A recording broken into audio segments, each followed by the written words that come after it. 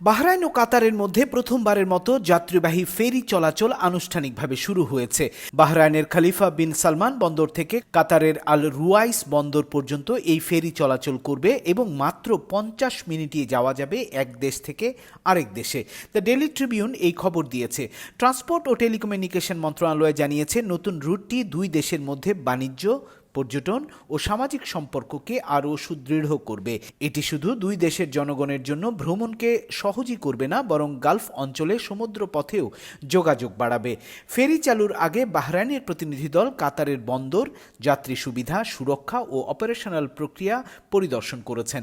দুই দেশ আশা করছে নতুন এই রুটের মাধ্যমে নিয়মিত যাত্রী চলাচল বাড়বে এবং ব্যবসায়িক এবং পর্যটন কার্যক্রমও জোরদার হবে। যাত্রীদের জন্য এই নতুন সার্ভিস সহজ, সাশ্রয়ী এবং দ্রুত যাত্রার সুযোগ সৃষ্টি করেছে, যা দুই দেশের মধ্যে ভ্রমণকে নতুন মাত্রা প্রদান করেছে।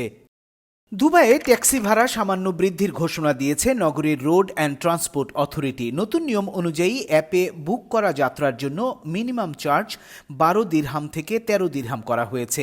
একই সঙ্গে পিক আওয়ারেও বসানো হয়েছে অতিরিক্ত চার্জ।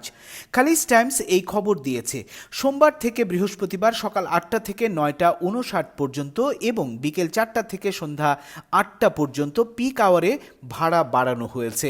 শুক্রবার ও সাপ্তাহিক ছুটির দিনগুলোতে বিভিন্ন সময়ে পিক আওয়ার নির্ধারণ করা হয়েছে, সেই অনুযায়ী অতিরিক্ত চার্জ ধার্য করা হয়েছে। রোড অ্যান্ড ট্রান্সপোর্ট অথরিটি জানিয়েছে, এই পরিবর্তনের মূল কারণ হল গাড়ির চাহিদা বৃদ্ধি ও যানজটের সময়ে যাত্রীদের সেবা নিশ্চিত করা।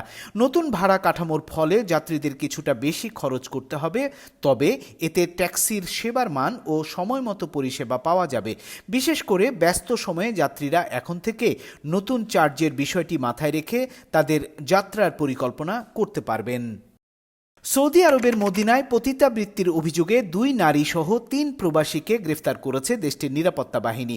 পুলিশ জানিয়েছে, অভিযানে সন্দেহভাজনরা একটি আবাসিক ফ্ল্যাটে ধরা পড়ে এবং তারা সেখানে অবৈধ কার্যকলাপে যুক্ত ছিল। সৌদি গেজেট এই খবর দিয়েছে। খবরে বলা হয়েছে, পুলিশ এবং স্থানীয় আইন শৃঙ্খলা রক্ষাকারী বাহিনী যৌথ অভিযান চালিয়ে তাদের আটক করে এবং প্রাথমিক জিজ্ঞাসাবাদের পর সংশ্লিষ্ট প্রসিকিউশন অফিসে হস্তান্তর করা হয়েছে।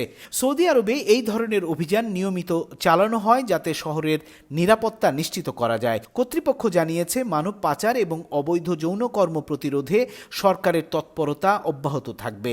গ্রেফতার হওয়া প্রবাসীরা কোন দেশের নাগরিক তা জানা যায়নি, তবে তাদের বিরুদ্ধে আইনি কার্যক্রম শুরু হয়েছে এবং তদন্ত চলছে।